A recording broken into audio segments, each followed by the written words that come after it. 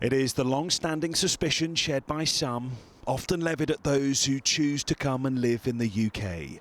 The suggestion that immigrants are somehow given preferential treatment when it comes to securing council accommodation.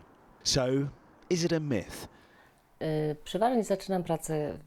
This Polish woman has paid for her own private accommodation since coming to the UK 10 years ago and says her living conditions are poor. She's asked to remain anonymous. What would you say to those people who think that people like you come to this country and somehow jump the housing queue? To jest bardzo trudne pytanie. Ludzie są tylko ludźmi.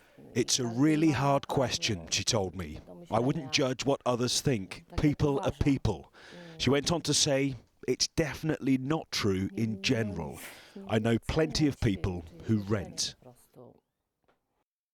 So what's the truth? Well, last year around 17% of people born in the UK were living in social housing.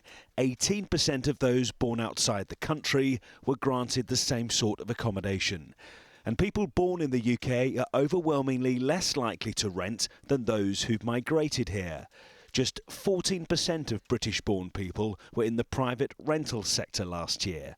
Nearly 3 times more, 39% of those who were born outside the country were renting. There's nothing in the rules that says just because you're a migrant or because you're coming abroad, you get any type of priority to access to get social housing. But successive governments have been accused of not building enough of it. Very often migrants are in the worst housing conditions. There's a shortage of housing for everyone, and there doesn't need to be a scrap over dwindling homes if we just built enough homes like we did at a sensible rate for most of the 20th century. There are pressures on and problems with social housing, but these are issues bigger than where the people who need it were born. Julian Druker, 5 News.